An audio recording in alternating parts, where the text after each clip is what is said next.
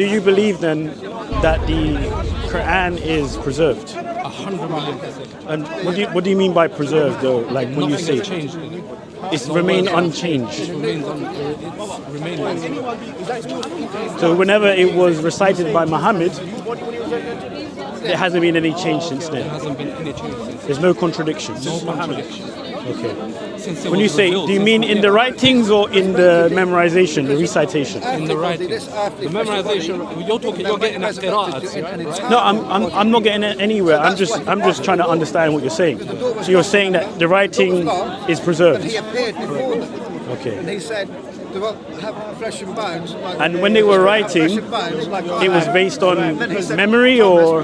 hand in my hand. So what's the primary way of preserving the Quran? Because I've heard from some Muslims that it's by memorization. Yeah, by memorization. Now it's by memorization. Oh, now- okay, now. The Prophet Muhammad's not with us. Okay. So he can't really tell us, and then we write it down. So it's preserved through memorization. Okay, so in the beginning it was through it being written down. And then now you're saying that what's been written down has been memorized, so it's preserved through memorization. That's like asking Lazarus when he resurrected, was he the new body or old body? I'm trying to understand. Okay, do you want to stand there? That's fine. I want to be on. Yeah, that's fine. What's your name, by the way? Don't mind. Shab. Shams. Shabs. Shabs, nice to meet you. Yeah. If you could just talk a little louder. Yeah. No. So I'm trying to understand how the Quran has been preserved. Okay. I mean, there's many different ways in which I can challenge the preservation, looking at the different Qira'at, contradictions within the recitations. But what I want to talk about is maybe the compilation of the Quran under Abu Bakr. Are you familiar with Zayd bin Thabit collecting the Quran? Yeah, there was a lot of Sahabas, a lot of scribes. Okay. But are you familiar with the story? If not, then maybe I can show you. Yeah, share it. Maybe I can show you something in Surah Hud. Surah Hud, yeah, chapter 11, verse 81. There's a contradiction there. You read Arabic, right? Okay, let me. Do you mind holding this for a second? So, just give me a second.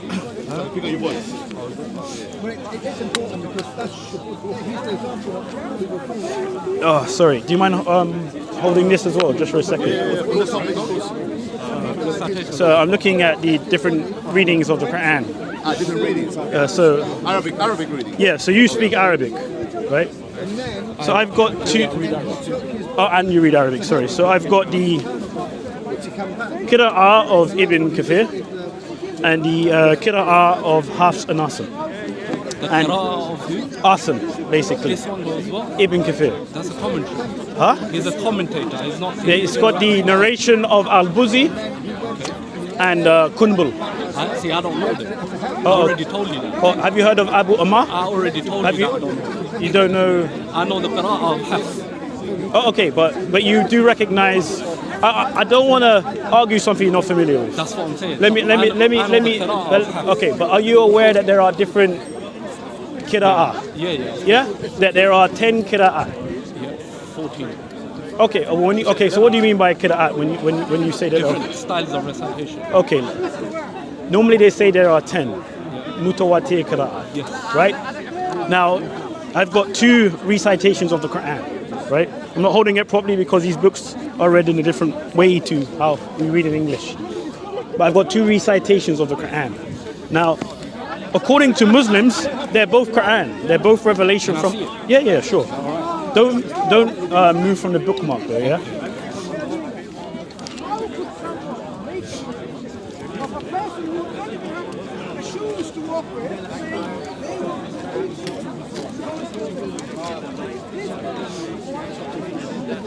Can I see that one? Yeah, sure. Yeah. Sorry, do you mind? If you don't want to hold it, just let me know as well. I can put it back. I can actually put it back on my back. Do you want to remain open? Actually, yeah. No, yeah. Just that's fine. I'll hold. All right. So, can I ask you to hold them because I want to be respectful to you? Oh yeah, thank you. Yeah. So what I want to talk about is a contradiction in the Qira'at. will you accept that these are Qur'ans? Yeah. Right, so this is what was revealed by Muhammad himself and written down and preserved in these mushafs. Right? So, let me see if I can find this. So since you speak the Arabic language, I'm sure you'll be able to understand what I'm going to be talking about. I don't speak. But you read it, right? I read it. Yeah, sure. So in this book I'm reading, it's the British translation of the 10 Qira'at of the Noble Quran, authored by Faisal Solomon. And you have many specialists behind this book. You have people like Dr. Mustafa Katab, who authored the Clear Quran. I'm sure you've heard of the translation of the Clear Quran. He's behind this. And basically what they look at is variant readings in the 10 Qira'at, right? So in Surah Hud, chapter 11, verse 81, if you want to go to it, it's actually bookmarked there, yeah? It is somewhere here, yeah? What reading is that? Verse what? Well, actually, you're reading from Ibn Kathir. In Ibn Kathir, it's actually chapter 80. Sorry, chapter 11, verse 80. So, but in Ibn Kathir. It'll be the same chapter. Chapter 11, but it's a different verse in Ibn Kathir. It's verse 80. In Hafs, it's 81. Yep, I'm showing you some. Verse, what did you say? 80 in Ibn Kathir. This one? Yeah. Yeah. Don't change the page, it's where the bookmark is, yeah? Yeah. So wherever the bookmark is, it's there, yeah? So, so what I'm going to do is I'll read you the variants, right? I'm reading from the Hafs first, so please bear in mind that, yeah? So in verse 81 it says, "They said, O Lot, we are the messengers of your Lord. They will not reach you. So take your family on a journey while yet a part of the night remains, and let none of you look back, but not your wife. She will be afflicted by that which afflicts them." This is in the Hafs. However, when you read in Ibn Kathir and Abu Umar, it says, "So take your family on a journey while yet a part of the night remains, and let none of you look back except for your wife. She will be afflicted by," so on and so forth. So, in one reading, I know it's cold, so in one reading, in the reading of Hafs, the wife, Lot is commanded not to take his wife on this journey. However, in the reading of Ibn Kathir and Abu Umar, Lot is commanded to take his wife on a journey. That's the contradiction. Now, I can show you also. That's fine. I'll keep it here. In the Tafsir of Al-Jalalayn, I'll make this point, and then I'll show you why I've got two Qur'ans there. Just give me 1 second. Surah Hud, right? Surah Hud, chapter 11, verse 81.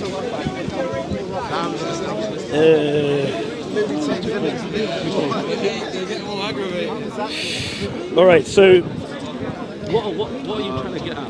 Because I might not know what happened on the that's fine. While he's doing that, what he's saying is that There's a contradiction. the contradiction is the order that is given. In Bro, one I'm in order, the debate, Lot yeah. is instructed to take his wife with him, and only she looks back. And in the other order, he is instructed to leave his wife behind and take the rest of his family. So those are two different orders. Sorry, I'm just getting the reference out. Give me 1 second, yeah? Seems to have disappeared now. Anyway, And that basically shows that there is not just a dialectic difference between the Qira'at, but there's also a objectively, factually, there's a factual difference. I appreciate your respect. yeah? Thank you. So, in the Tafsir of Al-Jalalayn, right? Let me know when you're ready, because if you want to look at it first. You're talking about tafsir. You know what No, tafsir is? listen to me. No, I'm just saying, do you know what tafsir is? Yeah, before I get to that, let me explain let me make my argument clear. Right? You believe that there is one Quran. Right? However, there are different recitations of that one Quran. Right? Some attribute this to the 7 authors. We can talk about that if you want to. right? So if this is the Quran and if this is the Quran, then there shouldn't be any contradictions, right? I'm saying that in Surah Hud, chapter 11, verse 81, there is a contradiction in the Quran. In the variant readings, it gives different contradictory accounts. In Hafs, you're saying no, and that's what I'm trying to show you. It's brilliant to bring that point. Yeah, and you read the Arabic, which I will show you where the issue is. Now, I've read you from the British translation of the 10 Qira'at that there is a variance. It talks about what is written in Hafs and what is written in Ibn Kathir and Abu Umar.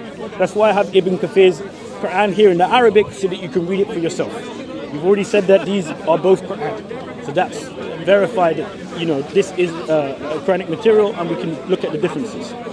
Now in the Tafsir, in the explanation of this verse, because the scholar is looking at variant readings and he reports on it, so I'm going to talk about it, right? Al-Jalalayn says, they said, "O Lord, truly we are messengers of your Lord. They shall not reach you with any harm.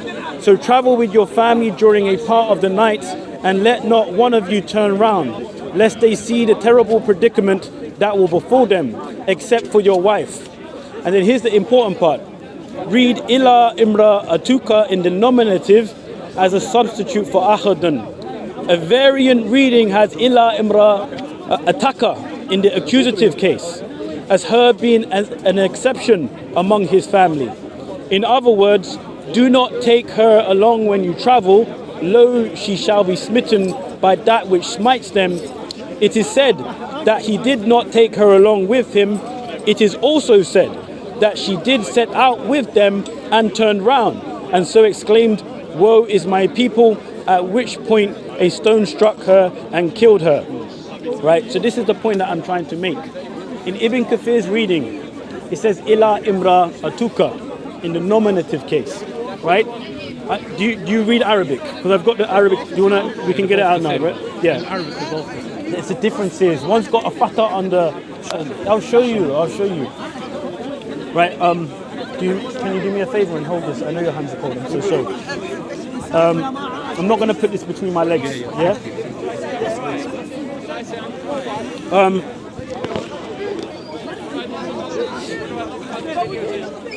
So.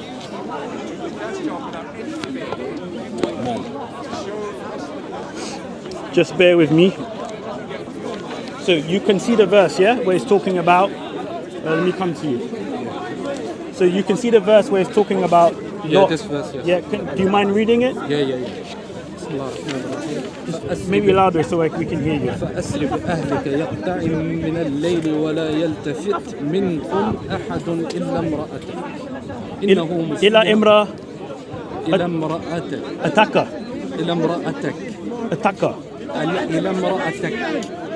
It has a fatha. Does it have a fatha? No. It stops there. Well, you reading? You see that? Okay, read it for me. You see that? 1 second. You see that? That's a pause. That's a pause. Are you open that. You see the same pause. Okay. Read it, Raf. Show me where it says. That's a pause. How are you? You see that? Salah. But there's a kasr, there's a. 1 second. You're saying fatha. Is that a fatha? That right there. Is that a fatha? Why does that have a square around it? Because it's a stop. It's a pause. You understand what I'm saying to you? That has the same on it as well. Do you understand? It's a salah. This is a dhamma. It's a salah. Salah is a pause. There's a pause in it. Okay. You understand what I'm saying? Okay. Maybe you weren't aware of that. No. But if you one second. Okay. One second. If you even go to the back. Don't change it. Don't change the page. I've got the page. Okay. I got a page. If you go to the back, it explains what that salah means. So what's this word here then? I haven't. What's this word here? إلا امرأتك. What? إلا امرأتك. So there's a dhamma here. There's a dhamma there. Okay. So when you say when there's a dhamma, you get an u sound, right? Right. It's a vowel indicating. Oh, so you understand what I'm saying, yeah? I do understand. Right. So it's like a u. But you don't speak Arabic, do you? But I'm explaining it to you. I know. Right? But do you speak Arabic? I don't speak the Arabic language. It has the exact same meaning. Brother, Only on that one. you don't understand, bro. Bro. Bro. You speak Arabic because Yeah. where you from? Iraqiyya, yeah? Okay. How do you say in Iraqiyya, hello? Say it once. Ahlin? Ahlin? Do you know how you say it in My Khalid? friend. Ahlan. My friend. Ahlin.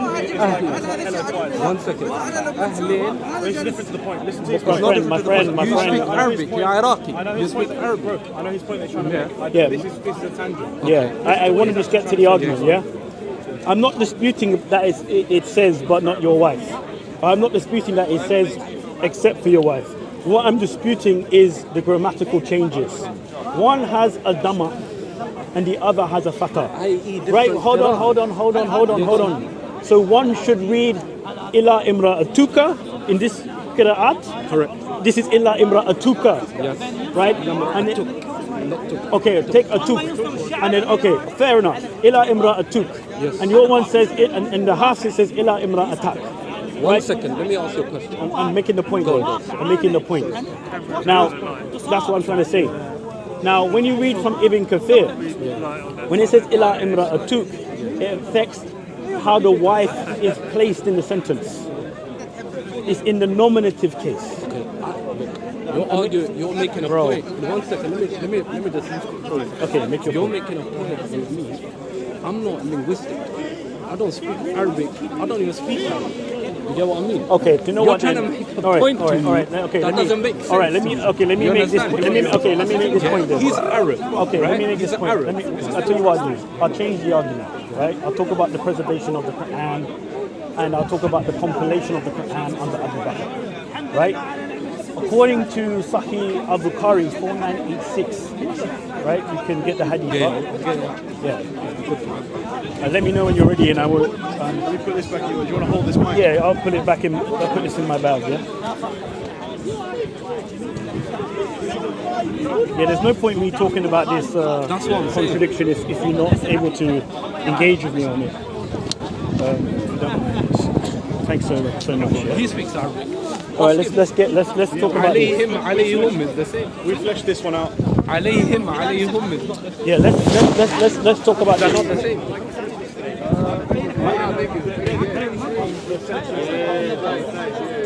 Give me an example of My different. friend, we took it away from the Arabic now. No, I'm just asking him. I'm asking.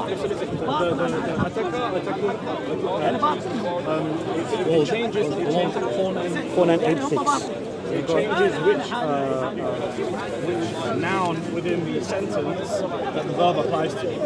That's the difference that it makes. But you wouldn't know that. In fact, most Arabic speakers also wouldn't know that. Only those your back. There's actually in this past there's an yeah? Arabic scholar who told this as well.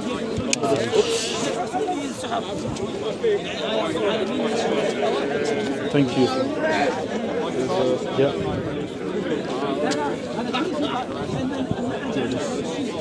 Nice one. There's an Arabic scholar, someone who knows Arabic.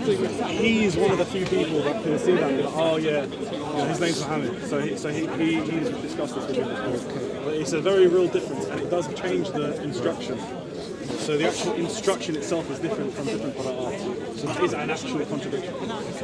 Okay, so let me talk about Sahih Al-Bukhari 4986. So this is the compilation of the Quran under Abu Bakr, right? Now, you said to me earlier that you believe that the Quran is preserved, that it's remained unchanged ever since it was given by Muhammad, right? But can you remind me what you mean by that? Because when I speak with Muslims, they say that the primary way of preserving the Quran was through memorization. Do you believe that, or do you disagree with that? Now it is. Okay, so before it wasn't. Before, when the Prophet Muhammad sallallahu alaihi wasallam times, Yeah. obviously it wasn't because it was there to tell us that scribes would write. Okay, so the scribes would write it and collect the Quran during the lifetime of Muhammad. So that means that when Muhammad died, they would have had a complete Quran. Yes. So you're appealing to written evidence, written preservation as a primary source of preservation, right? So when I look at the hadith, Sahih Bukhari 4986, it talks about Zayd bin Thabit collecting the Quran.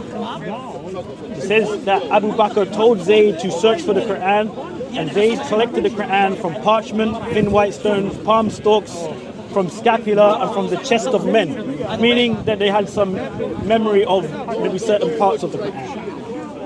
When Zayd was given this task, it says that, or he said, and I paraphrase, that it was so difficult that it was like moving a mountain. But you mentioned something very important. You said that the Quran was collected in the time of Muhammad. Interestingly, another hadith, authentic, it says that there were 4 men from the Ansar who collected the Quran during the lifetime of Muhammad, including Zayd bin Thabit and Ubay ibn Ka'b. If that's true, and the Quran was collected in that time, then why did Zayd have to go out searching for the Quran from random people in random places? Why didn't he get together with the 4 men from the Ansar? Have you read the hadith? I've read the hadith, I know the hadith. The complete hadith. I've read all the hadith, 4986, 4989, 4679. Would you mind reading it loud, just so everyone can hear? I can read it. Okay, I'll read it out. I'll read it from here. Give me a second. It's a long hadith, by the way. It is a long hadith. But this is what I'm saying. I feel like you're just referring to part of the hadith. Well, you can refer to any part you like.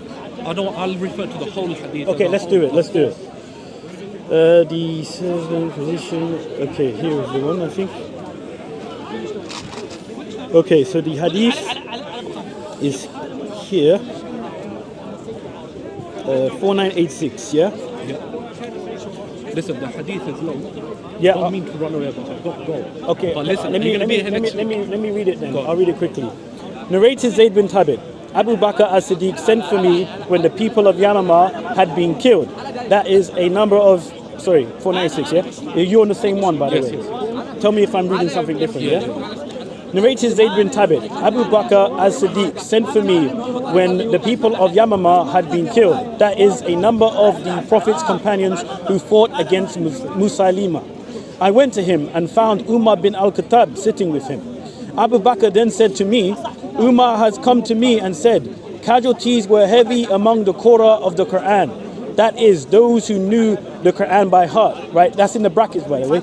On the day of the battle of Yamama, and I am afraid that more heavy casualties may take place among the Qur'an on other battlefields, whereby a large part of the Quran may be lost. Notice he only says a large part of the Quran and not all of it. Therefore, I suggest you, Abu Bakr, order that the Quran be collected. I said to Umar, how can you do something which Allah's apostle did not do? Umar said, by Allah, that is a good project. Umar kept on urging me to accept his proposal till Allah opened my chest for it, and I began to realize the good in the idea which Umar had realized.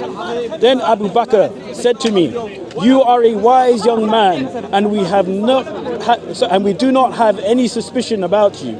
And you used to write the divine inspiration for Allah's messenger. So you should search for the fragmentary scripts of the Quran. It's in brackets. Okay, that's fine. So you should search for the fragmentary scripts of the Quran, that is in brackets, and collect it into one book. By Allah, if they had ordered me to shift one of the mountains, it would not have been heavier for me than this ordering me to collect the Quran. Look at that, guys. Then I said to Abu Bakr, how will you do something which Allah's messenger did not do? Abu Bakr replied, by Allah, it is a good project. Abu Bakr kept on urging me to accept his idea until Allah opened my chest for what he had opened the chest of Abu Bakr and Umar. So I started looking for the Quran and collecting it from what was written on palm stalks, thin white stones, and also from men who knew it by heart, till I found the last verse of Surah At-Tawbah, the Surah of Repentance, with Abi Kuzaima al-Ansari, and I did not find it with anyone other than him. And then it tells you what the verse is. And then it goes on to say that the complete manuscripts of the Quran remained with Abu Bakr till he died, then with Umar till the end of his life, and then with Hafsa, the daughter of Umar. So we've gone through the whole hadith. I mentioned aspects of this hadith before we actually went through all of it. And I said that if the Quran was preserved through written evidence, it was through writing, then why didn't Zayd put it together with the people of the Ansar who had collected it during the lifetime of Muhammad according to another hadith? Is this happening in the time of the Prophet? This is happening after he dies. It's not, okay. It's happening after he dies. Yeah. So the hadith does say, and what was Umar doing? What was he doing? What was his idea? His idea was to collect the Quran and to put it in one book. And make it into one book so Yeah. it's easier for everyone to recite. No, that's not what happened. What happened is that the people at the Battle of Yamama, the Qur'an, the reciters, Some of the Qur'an, were being killed. heavy casual. Right? And he was afraid that in other battles, more Qur'an of the Quran would be killed. So, and he said that he was afraid that they would lose a large part of the Quran. Not all of it, a large part of the Quran. So he gave the idea to put it into one mushaf. Yes. Right? Yes. And then it says that Zayd went searching for the Quran. Who did he get these Quranic materials from? From the other Sahabas. But it doesn't say. It doesn't say. It Where just would says they write it at that time? Did they have pen and paper? They had ink pot and scapula. No, okay. And backboard. What other means did they have? And backboard. Asla, I'll tell you what it is. Phone, iPad. Yeah, but it's all in here. It's all in here. It says thin white stone, parchment, That's what they would have scapula. wrote it on. Yeah, but guess what I'm saying? what they What I'm would have saying. used as a pen and Well, paper. this is what I'm saying. What I'm saying is that you believe that this is the word of Allah, right? The course. Quran. Yes. It's come from Allah Himself. It's His speech. It's the speech of God.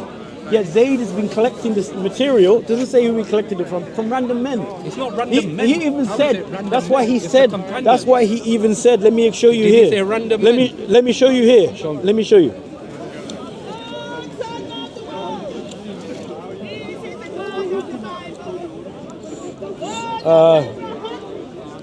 Give me 1 second.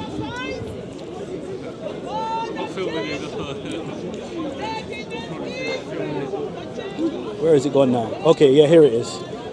So it says here, this is what Zayd said to show you how difficult this task was. Yes. By Allah, if they had ordered me to shift one of the mountains, it would not have been heavier for me than this ordering me to collect the Quran. Why? That's Muhammad's scribe. Why? Why? Because the Quran was all over the place. No. Let me No, tell you why. one No, let me second. tell you why. Let me tell you why. And then you tell me. The Quran was all over the place. It was written over here. It was written over there. Zayd had to go searching for it and pulling it together into one book. He had no one to even verify. There were no witnesses to even Preserve verify. it, right? To preserve it. Who? There's no witnesses here. To preserve it, right? Abu Bakr is a witness. Umar is a It witness. doesn't say that they were witnesses here. But they're sitting together. If I'm having a conversation with you, is he witnessing? No, that's not what the hadith says. The hadith says that Abu Bakr. That's logic sense. No, I'm not going by what suits your logic for your compilation. I'm saying that if I'm looking at the hadith, You're not making sense to me. Shall I tell okay, you tell me why. I'll tell you why. You just said to me, we're not looking at logic sense for the hadith, right? You just said, I'm your logic that my supports logic. your Okay, idea of okay, preservation. Okay, not my logic. Forget my logic. Okay. I'm talking about logic, human common sense. Yeah? Okay. If there's two people having a conversation, have each of them witnessed the conversation. Okay. Have each of them witness the conversation. And anyone that was there present, have they witnessed the conversation. Okay. Whether it says it or not. Do I actually, as a human, need to tell you, Raf was there witnessing our conversation? Or this brother was there, or this brother was there witnessing our conversation? Okay. It's human common logic sense. Can I respond to what you're saying? You need to be quick. I'll because I be do quick. need to I'll make go. this a final point then Are because you going to be here next week? I'll be here next week. Maybe we carry can. on this convo. Okay. Nice convo. God bless I like you. this, yeah. Yeah. Let me say this point then. I like this convo. You're saying that the Quran. I can conversate with him. He's not arguing. That's good. That's good. Yeah, go on. I understand that Muslims say that this is the word of Allah, God's word, right? We have here a compilation. Abu Bakr ordered Zayd to collect the Quran, and remember it says from fragmentary scripts in the brackets. We find that Zayd complained or said that it was a very difficult task, indicating it wasn't easy. We also know from another hadith, I didn't get to go to it, that he was already part of the 4 men who collected the Quran during the lifetime of Muhammad, but then he had to go searching for it. It doesn't tell you who these men are that he found the Quran with. These verses from Allah, right? So it could be Tom, Dick or Harry who could have got it from. They could have said that this is what I have of the Quran, and no one was able to verify. In fact, it says that the last verse of Surah At-Tawbah was found with only one person, Abi Kuzaima al-Ansari. How the hell can anybody verify that that's something that Muhammad said, or something that Muhammad that was taught by Allah? No one can verify that. Now, I'll help you out. Some people say that this Kuzaima had the witness of 2. But I would argue, and I would use Islamic evidence from the early scholars as well, who say that this is a different Kuzaima than the one who had a dual testimony. Anyway, my point being is this. If we're talking about the preservation of the Quran, and you're saying it was preserved through written evidence, you need to know who are the contributors to the Quran, right? If Zayd is collecting it from parchment, thin white stones, palm stalks, who wrote that Quranic information down? What's their name? What's their surname? Who are they the son of? Right? I need to know this information to know that this Quran is being preserved through written evidence. How do I know that Zayd wasn't just walking around saying, that looks like Quran, I'll put that together and I'll put it into a mushaf and here we go today. And this is why, arguably, we have many variations with earlier Quranic manuscripts. For example, the Sana'a manuscript. It's very different to the standard Quran that you have today. Right? And this would help explain some of those differences. Why? Because people were writing down whatever they wanted to and they said it was Quran. I'm going to make one point. Okay. My point is, the way you're taking it and the way I'm understanding it is completely different. You're holding on to a point where he said it's difficult more than moving a mountain. Right? The reason, one second, let me finish. If you read the commentary on this hadith, I can guarantee you that the commentary of this hadith by Ibn Kathir, I'm telling you Ibn Kathir, in Fath al-Bari, Imam Hajar al-Asqalani, that's his name. And I'm gonna, if you want to write that name down, write it down, look at it. I've probably heard of the Imam Hajar al-Asqalani would say that when he's saying that this is even more difficult than moving a mountain, it doesn't mean it's difficult to find the scripture. That's not what he's referring to. He's referring to the difficulty of the burden that he's got on his head now. Because he's trying to get a book, a preserved divine speech, and he's got to compile this into a book correctly, not make any mistakes in it, and give it to the future generations. Right? I need to go. Can I say one more thing? One more thing. What's your name, by the way? Shad. I'll say one more thing. He's going to hold me here. You know what? I'll say one more thing, Shad. Yeah, you make an interesting point. But the reason why that point doesn't stand is because Zayd was one of those people who collected the Quran during the lifetime of Muhammad. Right? So it doesn't make sense for him to have to go and search for it if he was one of the 4 from the Ansar, including Ubay ibn Ka'b, by the way. Are you saying that Zayd, I'm just trying to clarify, are you saying that Zayd collected the whole Quran by himself in the No, what I'm saying is this, right? Even Abu Bakr makes reference to it as to why he chose Zayd to search for the Quran. He said that you used to write down the divine inspiration for the Prophet. That's what he says. That's why he selects Zayd. He's a young man, we can trust him. He's reliable. He's a good scribe, right? But you made a point earlier. You said that the Quran was written down in the lifetime of Muhammad. And that's what the Hadith teaches, collected by 4 men from the Ansar, right? Why would it be a difficult task for Zayd if it was already collected? Because maybe he hasn't collected all of it. So then it's like even Raffle saying the Bible's a big Bible, right? It's a big book. Nobody can give me a reference from somewhere just off the top of their head. I agree with him. Okay. Right? But the Quran is also a big book. It's got 114 chapters in it. Okay. You understand? So maybe Zayd did not, and I'm gonna confirm this, but maybe Zayd didn't collect all of it. He didn't. You said there was 4 scribes. 4 scribes. So maybe Zayd didn't have the whole Quran with him. You understand? Maybe he didn't scribe the whole of the Quran. But he was one of the trustworthy scribes. Okay. Do you get what I mean? Okay. Listen, can I read you the hadith? No, you can't. Of Ubay ibn Ka'b and Zayd. Can you read it to me next week? I will be here next week. We'll follow up, Shads, yeah? We will, 100%. And then if you want to talk to me about Christianity and the preservation of the Bible, we can do the same thing, yeah? A good conversation, yeah? It was a brilliant conversation. Yeah, next week I hope to see you then, yeah? I will definitely. God bless you. Well, I guess I'll just do a quick wrap up. Hey guys. Wasn't really able to go into the contradiction in Surah Hud, chapter 11, verse 81. He just didn't have the knowledge to go into that conversation. So it wasn't worth pushing something that wasn't going to stick. But he did have knowledge about the compilation of the Quran. He believed that it was preserved in written form, which is interesting.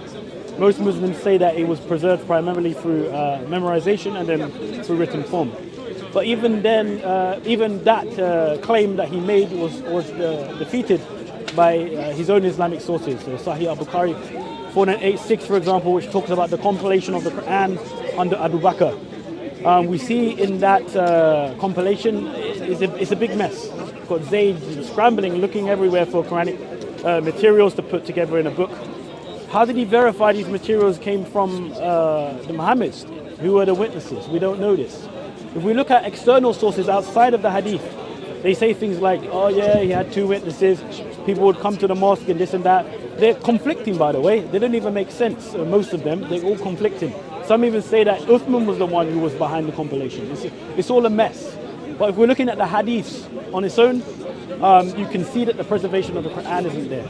And hopefully next time I'll get to speak to him about it for a bit longer. Hopefully he will do some studying this week and we can talk about it, and yeah, we'll see how it goes. But anyway, guys, God bless you, and I'll see you on the next one. Take care.